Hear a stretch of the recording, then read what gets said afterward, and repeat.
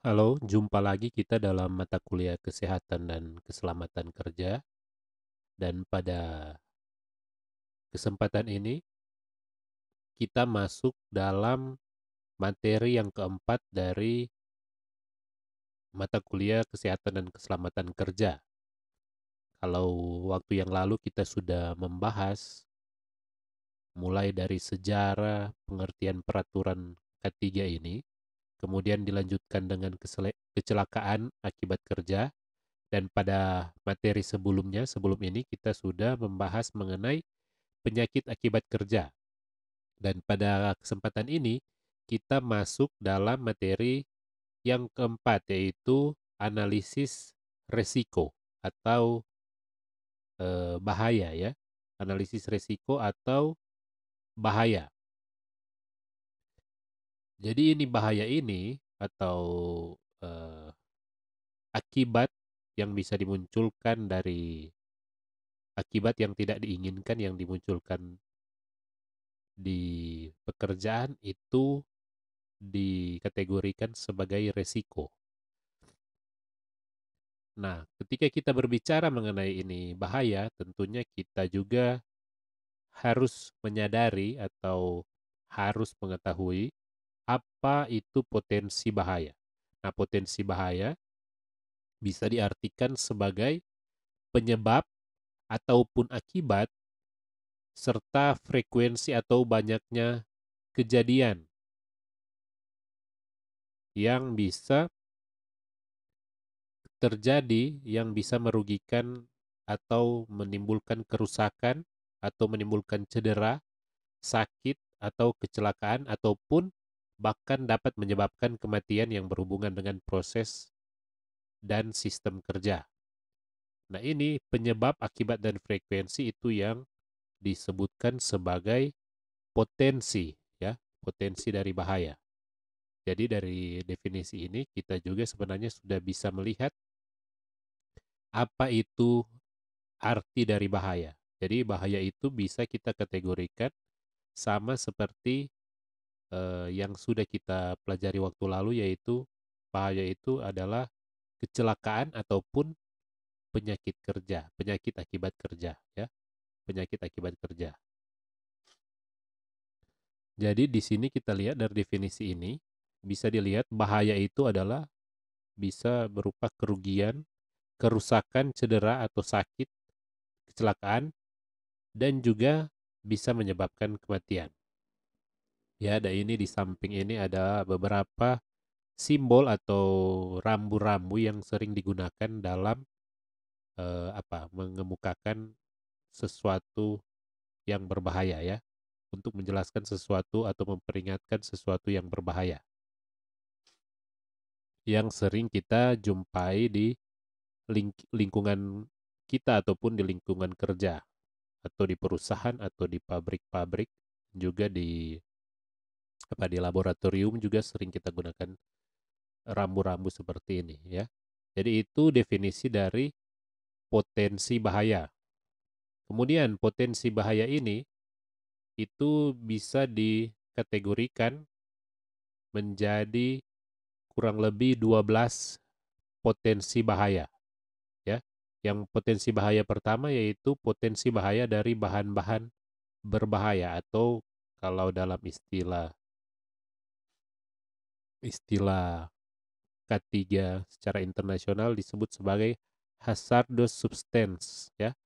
Kemudian yang kedua adalah potensi bahaya udara bertekanan ya, udara bertekanan. Kemudian yang ketiga adalah potensi bahaya dari udara panas, baik itu akibat baik ataupun penyebab dan juga frekuensi yang bisa terjadi. Frekuensi dari bahaya yang bisa terjadi. Kemudian yang keempat adalah potensi bahaya kelistrikan. Potensi bahaya kelistrikan atau disebut dengan electrical hazards. Kemudian yang kelima adalah potensi bahaya mekanik atau mechanical hazard. Kemudian yang keenam adalah potensi bahaya gravitasi dan akselerasi, ya. Kemudian yang ketujuh adalah potensi bahaya radiasi. Kemudian adalah potensi bahaya mikrobiologi. Kemudian yang kesembilan ada potensi bahaya kebisingan dan vibrasi.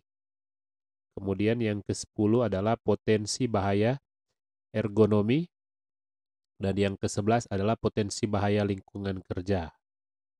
Dan kemudian yang terakhir adalah potensi bahaya yang berhubungan dengan kualitas produk dan jasa, proses produksi, properti, image publik, dan lain-lain. Jadi kurang lebih ini 12 hal ini adalah, jadi ke-12 hal ini adalah potensi bahaya yang bisa dikelompokkan berdasarkan kategori-kategori umum, ya. Atau ke-12 hal ini juga biasa disebut dengan atau biasa dianggap sebagai energi potensi bahaya yang bisa ada dalam dunia pekerjaan, ya. Kemudian ketika kita melihat itu potensi bahaya, kita bisa mendefinisikan arti dari bahaya itu tersebut, ya. Jadi menurut Ramley tahun 2009, bahaya disebutkan sebagai segala sesuatu. Jadi apa saja ini bahaya ini? Segala hal, semua hal, termasuk di dalamnya adalah situasi, ya. Termasuk di dalamnya situasi atas tindakan yang berpotensi menimbulkan kecelakaan atau cedera pada manusia, kerusakan maupun gangguan lainnya. Jadi ini bahaya ini adalah segala sesuatu atau apa saja yang ada di lingkungan pekerjaan, termasuk di dalamnya situasi, ya, termasuk dalamnya situasi yang berpotensi menimbulkan kecelakaan maupun penyakit akibat pekerjaan. Jadi itu kalau bisa didefinisikan, disingkatkan atau dihubungkan dengan pembahasan kita sebelumnya. Ya, jadi bahaya ini adalah segala hal termasuk di dalamnya situasi yang berpotensi menimbulkan kecelakaan maupun penyakit akibat pekerjaan. Nah, kemudian dari definisi dari bahaya itu, kita bisa mengelompokkan atau kita bisa mengambil atau eh, mengklasifikasi jenis-jenis bahaya. Yang pertama, kurang lebih di sini ada 5 jenis bahaya, tergantung sumbernya. Jadi kalau teman-teman, adik-adik mahasiswa lakukan pencarian di internet, itu akan ada banyak itu jenis-jenis bahaya. Tapi di sini saya kemukakan ada 5 klasifikasi utama dari ini bahaya. Yang pertama itu adalah bahaya mekanis. Ya, biasa kita lihat itu ada banyak simbol-simbolnya dari, tapi di sini saya ambil salah satu, ya.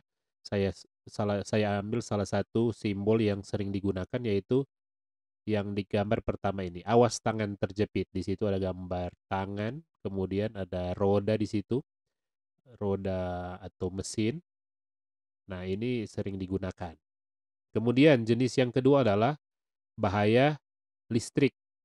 Nah, bahaya listrik ini saya ambil gambar yang kedua ini, di situ ada simbol dari listrik dan ada peringatan bahaya listrik tegangan tinggi. Kemudian yang ketiga adalah bahaya kimiawi. Kalau bahaya kimiawi ini ada di gambar kelima. Kelima, hati-hati bahan kimia keras, ya.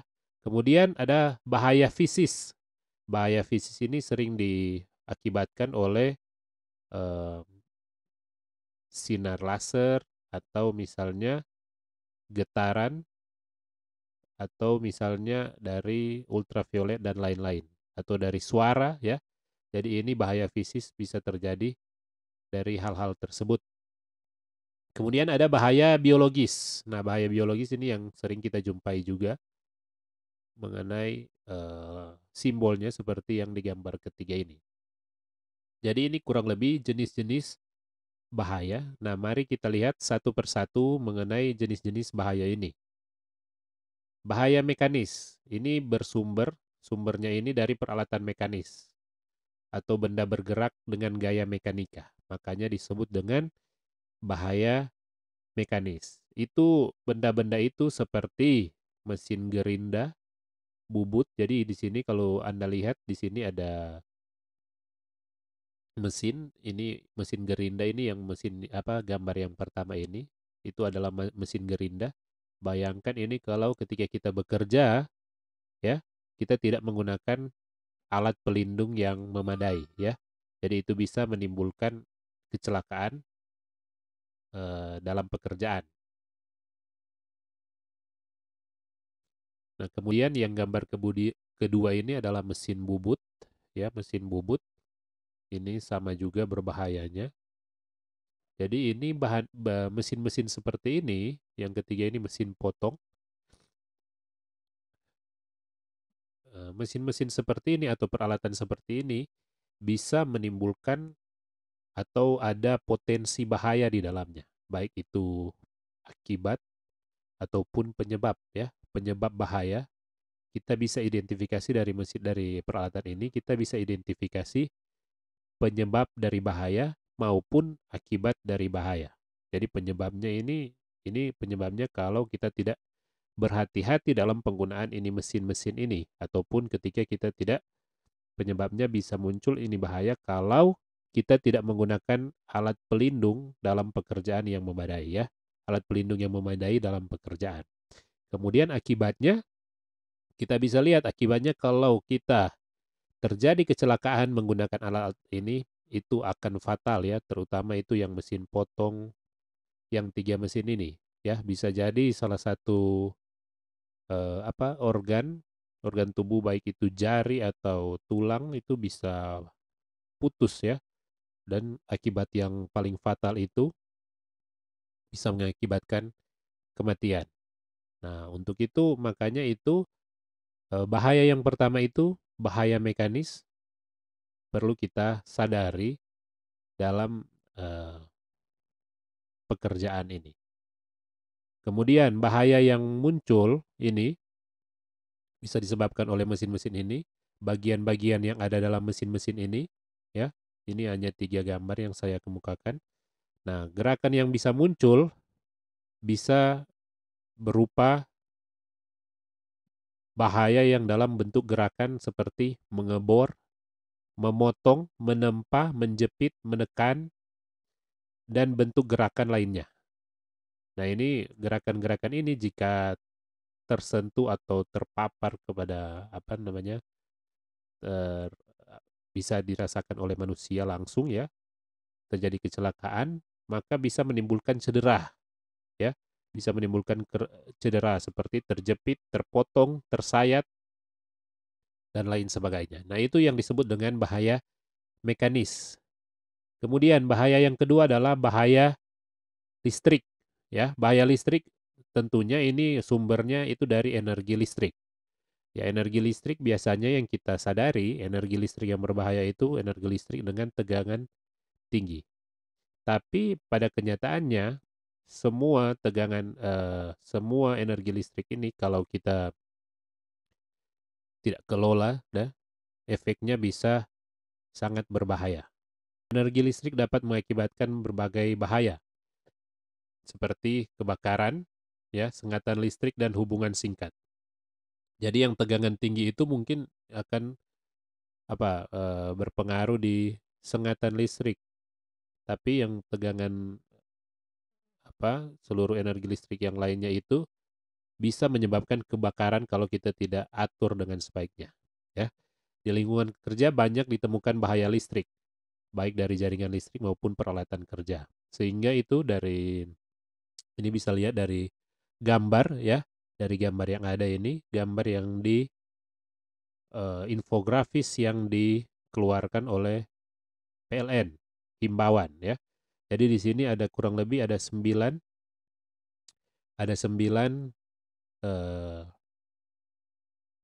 himbauan mengenai penggunaan listrik atau mengenai bahaya ini energi listrik. Yang pertama, himbauan yang pertama kita lihat di sini adalah jangan hindari bermain layang-layang dekat dengan jaringan listrik atau kabel listrik.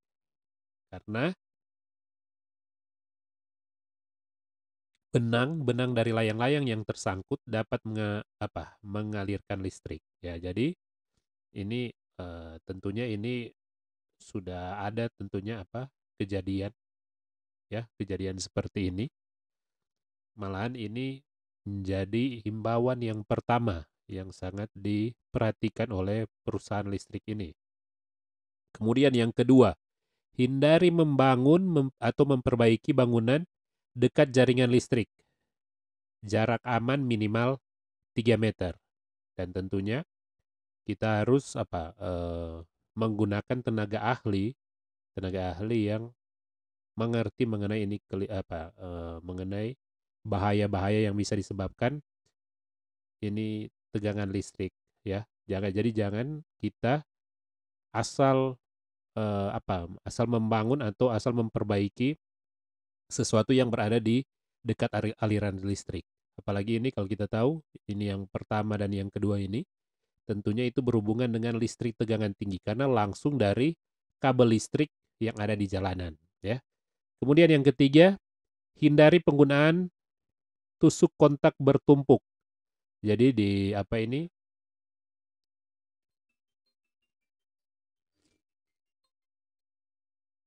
jadi ini sering kita temui ketika kita mau lakukan charge atau pengisian daya di handphone, laptop dan lain sebagainya ya, atau alat-alat elektronik lainnya. Seringkali kita lihat colokannya hanya satu dan eh, apa yang dicolok di situ sudah bertumpuk. Nah, itu bisa mengakibatkan energi listrik itu tidak stabil atau bisa mengakibatkan kecelakaan ya. Kemudian yang berikut adalah jangan memasuki gardu listrik atau tempat bertanda peringatan bahaya tegangan listrik ya. Jadi kalau ada hal-hal seperti itu, ada tanda seperti itu, ya jangan kita coba-coba untuk masuk tanpa ada pelindung atau kalau kita tidak ada urusan di situ sebaiknya kita jangan bermain-bermain atau jangan mencoba mengakses tempat-tempat tersebut. Kemudian berikutnya adalah hati-hati saat menggali tanah agar tidak mengenai kabel listrik dalam tanah. Jadi itu tanah instalasi listrik yang kita tahu itu bisa ada yang lewat udara melalui tiang-tiang listrik, ada juga yang instalasinya melalui tanah. Jadi ketika kita melakukan di sini dikatakan menggali tanah itu dihimbau supaya kita hati-hati supaya jangan sampai eh, ada kabel listrik yang di tanah sudah terkena alat penggali ya seperti cangkul atau alat-alat lainnya. Kemudian jangan memarkir truk atau trailer di dekat jaringan listrik karena berbahaya ya. Karena truk itu dari posisinya atau dari ukurannya itu truk itu tinggi, bisa jadi ada komponen-komponen yang tersangkut ke kabel listrik yang ada di jalanan. Kemudian periksa instalasi listrik Anda setiap 5 tahun sekali untuk menjamin keamanan instalasi listrik. Jadi di sini dihimbau juga kita yang ada di rumah-rumah, kita memeriksa instalasi listrik. Ya, itu memeriksa instalasi listrik itu tentunya dilakukan bisa kita sendiri, kita periksa dengan kita perhatikan saja dulu, ataupun seringkali ada dari perusahaan dari PLN yang datang untuk melakukan pemeriksaan. Itu dihimbau 5 tahun sekali, itu harus di maintenance atau kalau sekarang kita lihat 5 tahun sekali dari PLN melakukan penggantian meter listrik. Nah itu salah satu upaya dari untuk eh, dari kita peduli dari bahaya listrik ini. Itu salah satu upaya kita mencegah hal-hal yang tidak diinginkan terjadi, yaitu 5 tahun sekali kita lakukan perbaikan atau pemeliharaan ataupun penggantian komponen-komponen listrik yang ada di rumah. Ya, komponen kalau di sini dalam hal ini adalah meter listrik. Kemudian yang kedelapan adalah jauhkan antena TV atau parabola dari jaringan listrik, ya, dari jaringan listrik karena bisa berpengaruh ataupun papan reklame. Kemudian yang kesembilan atau yang terakhir, hindari membakar sampah di bawah jaringan listrik. Jadi itu juga harus diperhatikan. Jadi ini bahaya listrik ini, jangan cuma kita anggap itu kalau kita tersengat sengatan listrik baru itu menimbulkan bahaya. Dari hal-hal yang lain juga kita bisa lihat bahwa energi listrik ini memang sangat bermanfaat, tapi kalau kita tidak gunakan atau tidak kelola dengan sebaik-baiknya, maka itu bisa menimbulkan bahaya untuk kehidupan ataupun untuk pekerjaan kita. Jadi itu bahaya yang kedua. Kemudian ada bahaya kimiawi. Nah, bahaya kimiawi ini bahaya eh, yang muncul atau yang diakibatkan karena ada ini bahan-bahan kimia, baik itu karena sifat kimiawinya ataupun dari kandungan unsur tersebut ya, baik itu dari sifat kimia ataupun dari kandungan kimia yang ada di unsur tersebut atau di bahan tersebut. Banyak kecelakaan juga terjadi akibat bahaya kimiawi ini yang sering dirasakan itu langsung di tempat kerja. Tapi tidak menutup kemungkinan juga di kehidupan kita sendiri, di keseharian bisa kita temukan bahaya kimiawi ini, yaitu melalui makanan ya. Jadi kalau ada sering disebut dengan keracunan makanan. Nah itu keracunan karena ada sifat atau kandungan kimia yang tidak bisa diolah oleh tubuh itu masuk ke dalam tubuh kita. Kemudian juga ada iritasi, kebakaran juga bisa disebabkan oleh bahan kimia, peledakan juga ya dari bahan kimia, polusi dan pencemaran lingkungan tentunya itu berakibat atau potensinya dari bahaya kimiawi ini.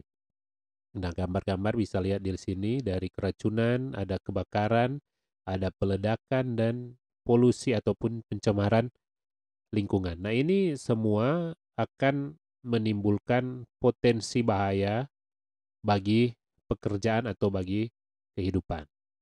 Kemudian ada bahaya fisis. Bahaya fisis tentunya bersumber dari faktor fisis. Faktor fisis ini kalau kita sudah beberapa waktu yang lalu kita juga sudah bahas dalam pembahasan sebelumnya.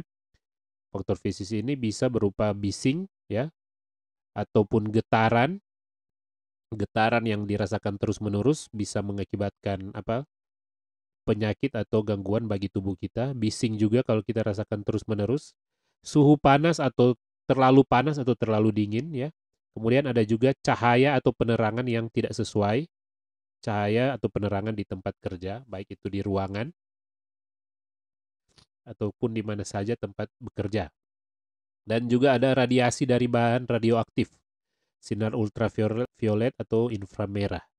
Jadi di sini kita lihat kalau bising kita sudah tahu itu kalau kita terlalu lama di satu tempat dengan kondisi terlalu bising itu bisa mengakibatkan gangguan dalam pendengaran. Kemudian ada getaran, kalau terlalu lama merasakan suatu getaran itu bisa berakibat gangguan bagi saraf-saraf ya, bagi dari organ-organ yang kita miliki. Kemudian suhu panas atau suhu terlalu dingin, seringkali ada keadaan-keadaan tertentu tubuh kita tidak bisa menerima suhu yang terlalu panas atau suhu yang terlalu dingin. Dan itu bisa mengakibatkan juga kecelakaan ataupun penyakit. Kemudian cahaya ya, seperti kita menggunakan handphone menggunakan handphone atau elektronik yang mengeluarkan atau memancarkan cahaya dari layarnya itu, kalau kita gunakan terlalu lama atau terlalu sering di kondisi gelap itu bisa mengakibatkan penyakit ataupun kerusakan mata. Kemudian bahan radioaktif yang menyebabkan radiasi. Nah, itu sangat jelas bahwa itu bisa menimbulkan bahaya bagi tubuh kita. Kemudian bahaya yang terakhir adalah bahaya biologis. Bahaya biologis ini bahaya yang dimunculkan yang bersumber dari unsur biologis. seperti flora dan fauna atau tumbuhan dan hewan ya.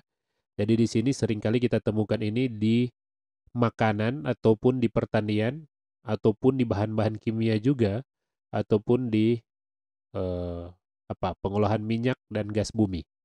Jadi itu ketika kita terpapar dengan ini hal-hal ini ya yang bersumber dari flora dan fauna dari hewan dan tumbuhan itu kita sudah ada atau kita sudah berpotensi mengalami bahaya dari faktor biologis. Nah, itu adalah kelima bahaya yang diidentifikasi, dikelompokkan atau dikelompokkan menjadi jenis-jenis bahaya. Kemudian dalam mengidentifikasi bahaya, jadi ketika kita tahu itu bahaya itu sudah ada, kita bisa mengidentifikasi bahaya. Kita bisa mengidentifikasi bahaya itu. Tujuannya adalah untuk meminimalisir ataupun mencegah tentunya ya.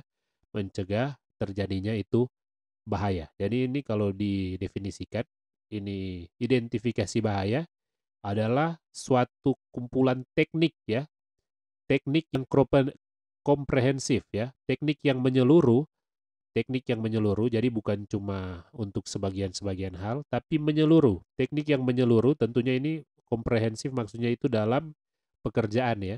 Teknik yang komprehensif untuk mengetahui potensi bahaya. Jadi kita tahu dulu potensi bahaya, alat-alat apa ataupun potensi-potensi penyebab apa saja yang bisa menyebabkan atau mengakibatkan bahaya ya. Dari suatu bahan, alat atau sistem. Jadi bisa di dalamnya bersumber dari bahan ataupun dari alat peralatan ataupun dari sistem yang kita gunakan dalam pekerjaan. Nah, kemudian bahaya dapat diketahui dengan berbagai cara juga ya dan dari berbagai sumber. Dari berbagai cara dan dari berbagai sumber. Jadi dari berbagai cara bahaya itu bisa kita jumpai dan dari berbagai sumber juga bahaya ini kita bisa jumpai. Antara lain adalah peristiwa atau kecelakaan yang terjadi.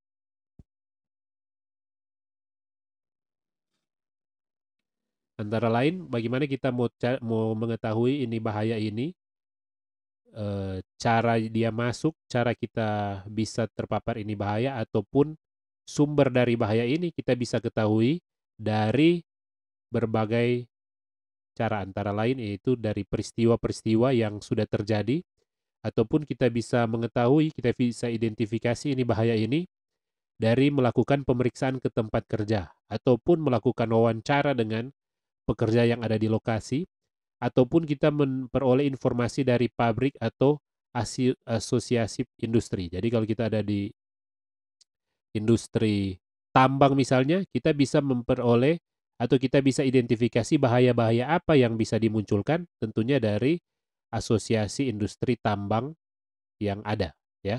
Jadi ini itu salah satu contoh juga, salah satu contoh saja. Jadi banyak asosiasi industri yang ada. Jadi kita sebelum kita terjun atau sebelum kita masuk dalam suatu industri, ada baiknya kita perlu sadari dulu itu bahaya-bahaya yang ada dalam industri itu apa saja. Nah, untuk menyadari itu, untuk mengidentifikasi itu, kita bisa dapatkan dari asosiasi industri, dari komunitas atau asosiasi industri yang sudah ada. Dan juga dari bahan keselamatan yang kita gunakan dan lain sebagainya. Jadi untuk ini bahaya dan sumber bahaya kita bisa identifikasi. Itu semua seperti yang sudah dikatakan, yaitu dari hal-hal yang sudah terjadi atau kita lakukan pemeriksaan dan lain sebagainya. Nah, dengan kata lain, identifikasi bahaya ini karena hal tersebut itu sangat diperlukan, maka identifikasi bahaya ini baik itu penilaian atau pengendalian risiko pada proses produksi ya, penilaian atau pengendalian dari risiko yang bisa terjadi dalam proses produksi harus ditetapkan dan dipelihara. Jadi harus ada standar atau aturan yang mengatur itu ya. Ya ada harus aturan yang mengatur mengenai ini identifikasi bahaya. Jadi sebelum kita lakukan proses produksi, ada baiknya kita sudah identifikasi semua mengenai bahaya-bahaya ini. Bisa dalam bentuk dokumen atau dalam file lainnya, video atau panduan ya, dalam bentuk buku dan lain sebagainya. Kemudian sumber bahaya yang teridentifikasi harus dinilai dan harus ditentukan tingkat resikonya. Jadi kalau misalnya harus ditentukan bahaya ini itu dinilai tingkat risikonya seperti apa. Kemudian bahaya yang kedua itu dinilai juga tingkat risikonya seperti apa. Nah ini dilakukan seperti itu untuk nantinya dijadikan tolak ukur untuk mengidentifikasi terjadinya kecelakaan dan penyakit akibat kerja. Jadi kalau kita sudah identifikasi bahaya yang muncul, yang bisa muncul, kita bisa lihat ini bahaya ini bisa menimbulkan kecelakaan kerja atau tidak, bisa menimbulkan penyakit akibat kerja atau tidak. Nah, itu fungsi dari kita mengidentifikasi bahaya. Kemudian, teknik identifikasi bahaya kurang lebih ada 3 teknik ya. Ada 3 teknik dengan keunggulan dan juga level masing-masing ya. 3 teknik ini sering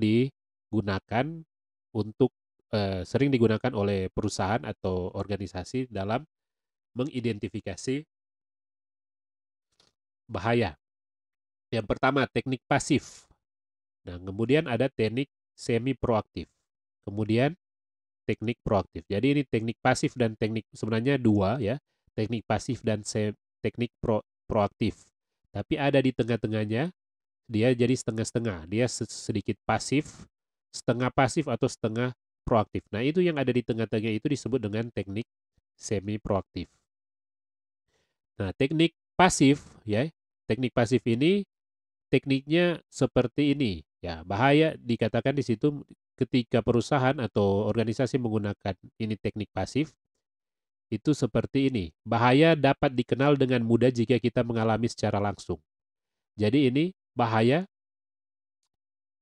teknik pasif ini mengatakan bahwa jadi organisasi menunggu ketika bahaya ini terjadi. Jadi ketika bahaya ini terjadi maka mereka bisa mengenali ini bahaya. Jadi ini teknik pasif. Jadi menunggu saja, menunggu sampai bahaya atau resiko itu terjadi. Nah, metode ini sangat rawan. Karena kenapa sangat rawan? Karena dia apa namanya?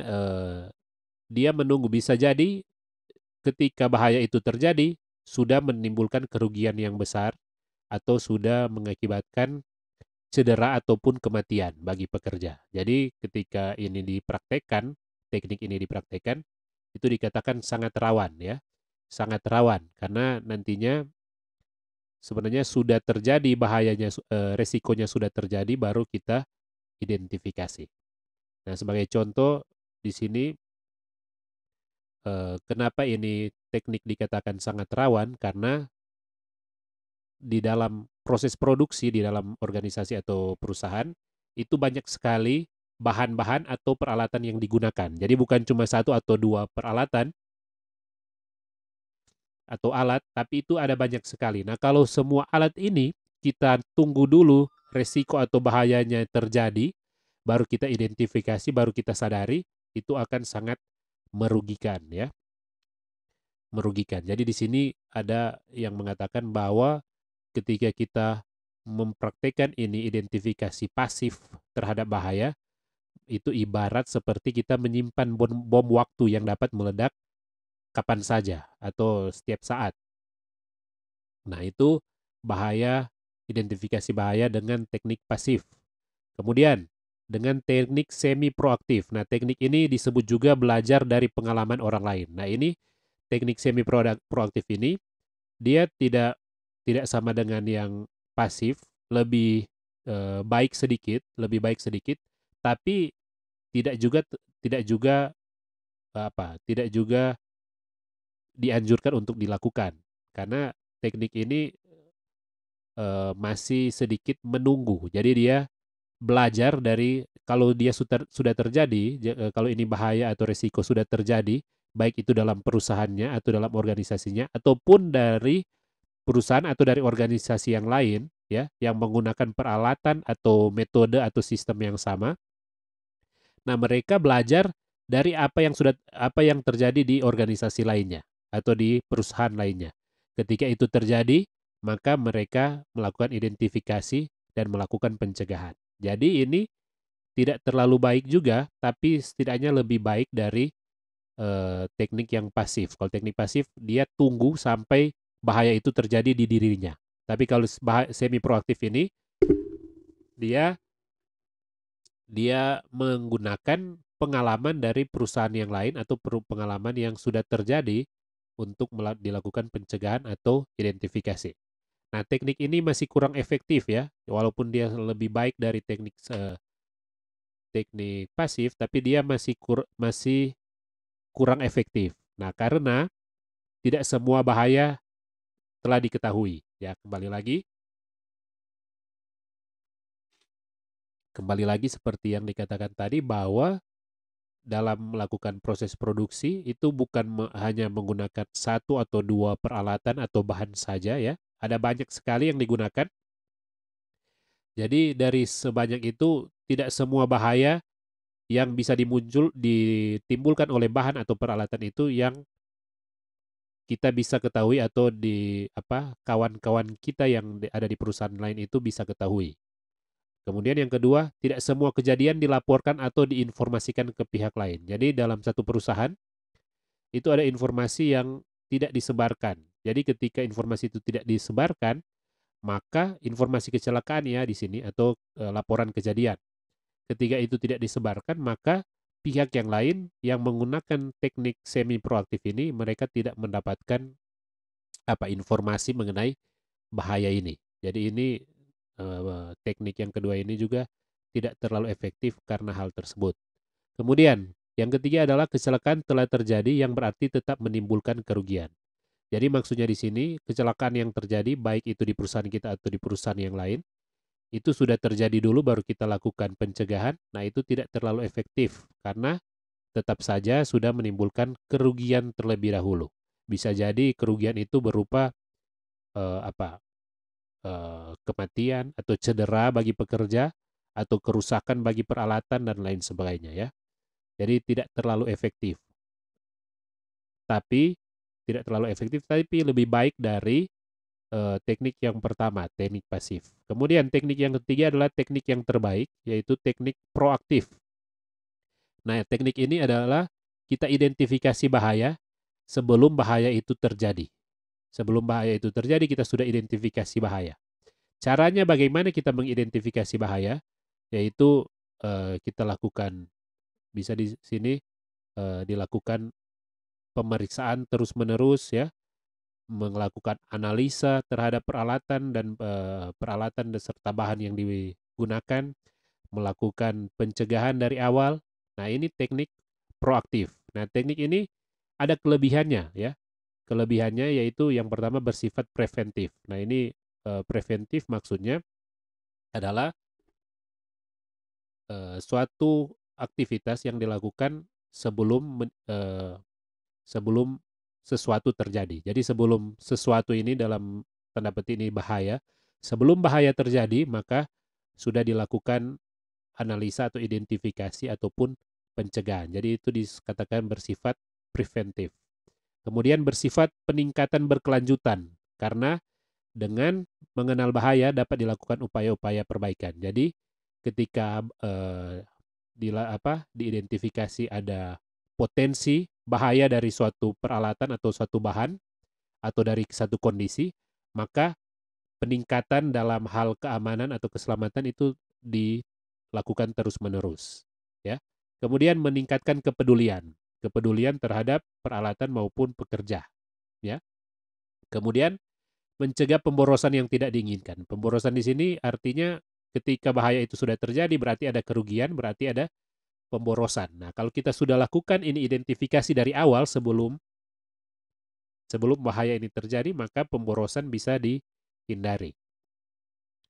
Kemudian identifikasi sumber bahaya dilakukan ya. Jadi ini kalau yang tadi identifikasi bahayanya, kalau di sini eh, tentunya setiap bahaya ada sumbernya. Jadi ketika kita melakukan identifikasi bahaya, ada baiknya juga kita mengidentifikasi sumber dari bahaya itu. Jadi kalau bisa dicegah dari sumbernya, itu akan lebih baik. Identifikasi sumber bahaya dilakukan dengan mempertimbangkan kondisi dan kejadian yang dapat menimbulkan potensi bahaya. Jadi yang pertama itu adalah kondisi dan kejadian. Kemudian yang kedua adalah jenis kecelakaan dan penyakit yang bisa dimunculkan. Jadi dari ketika kita mengidentifikasi sumber bahaya ini, maksudnya kita juga mempertimbangkan ini kalau poin yang pertama bisa dikatakan sebagai penyebab. Penyebabnya adalah kondisi dan kejadian. Kemudian yang kedua adalah mempertimbangkan akibat. Ya, akibat di sini adalah kecelakaan ataupun penyakit yang bisa dimunculkan. Ya, ada baiknya atau ada perlunya juga kita mengenal atau mengidentifikasi ini sumber bahaya sebelum bahaya itu terjadi atau kita rasakan. Jadi selain kita mengidentifikasi bahayanya, kita identifikasi juga sumber bahayanya. Kemudian dari Debnaker tahun 1996 itu mengatakan bahwa kegiatan identifikasi sumber bahaya dapat dilaksanakan melalui beberapa aktivitas. Yang pertama itu konsultasi dengan orang yang punya pengalaman. Yang kedua itu melakukan pemeriksaan fisik lingkungan kerja, ini maksudnya dilakukan pemeriksaan terus-menerus ya, rutin. Yang ketiga adalah catatan sakit atau catatan cedera yang ada kita gunakan ya. Jadi setiap kali, jadi seharusnya kita lakukan pencatatan untuk cedera-cedera atau sakit yang dimunculkan. Jadi setiap kali ada itu kita lakukan pencatatan.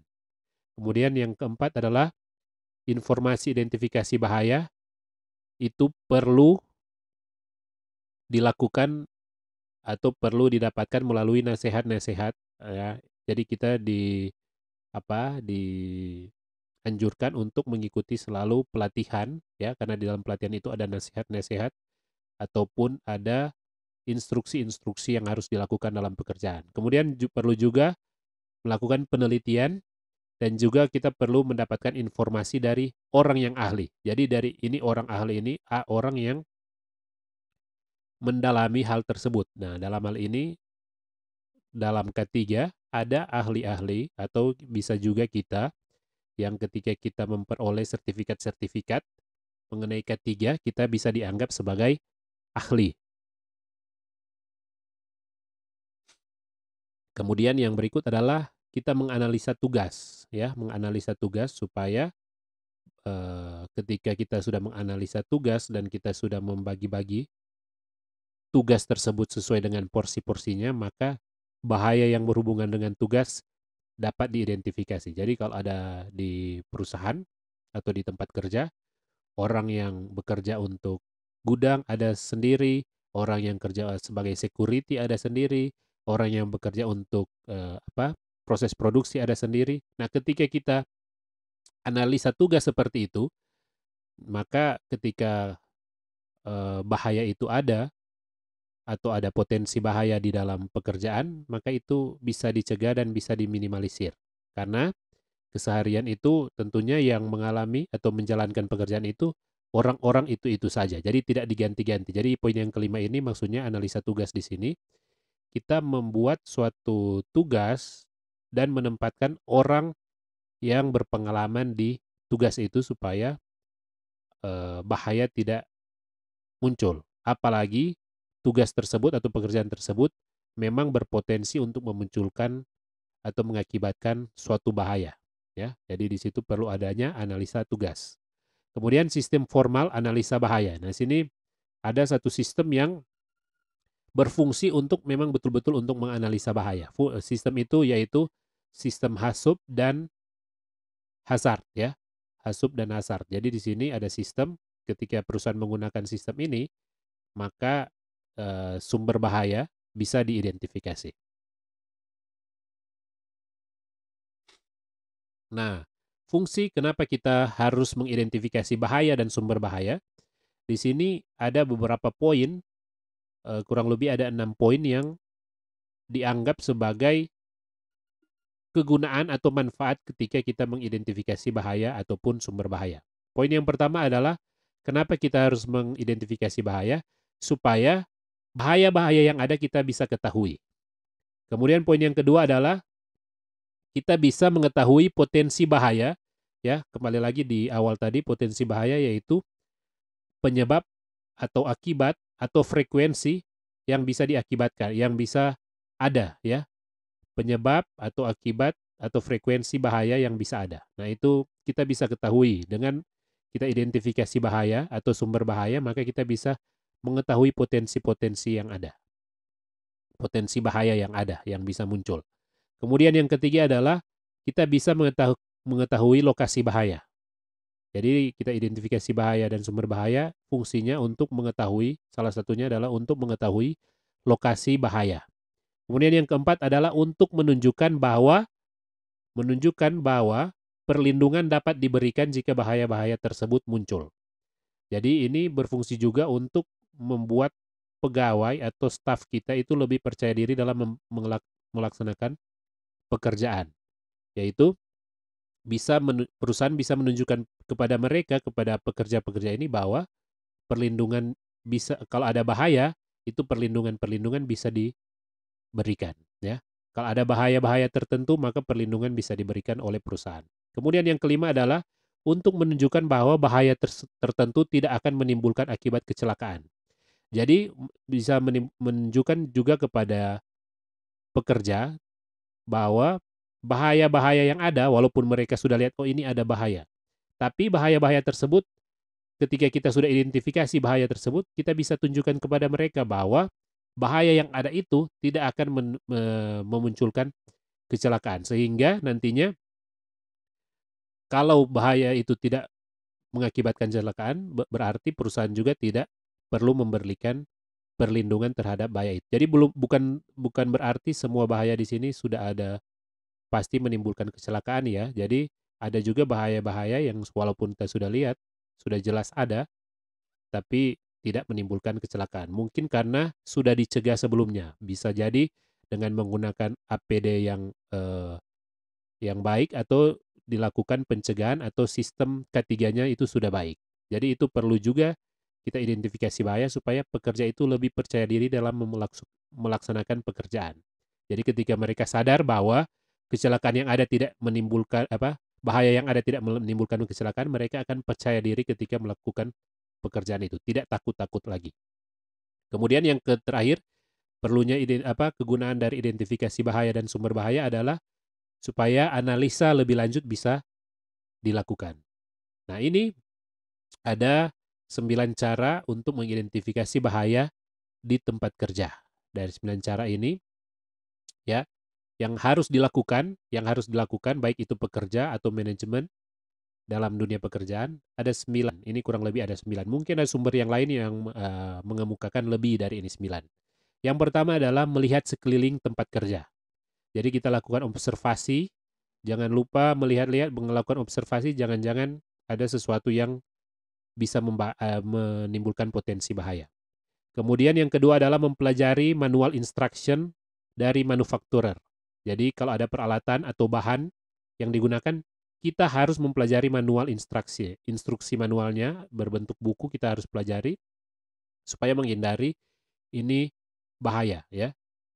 Kemudian mempelajari kode dan standar bahan peralatan yang menjadi sumber bahaya. Jadi kalau ada sumber-sumber bahaya, kita pelajari kode dan standarnya seperti apa. Jadi kalau misalnya listrik bisa menjadi sumber bahaya, kita pelajari ini standarnya, penggunaannya harus seperti apa.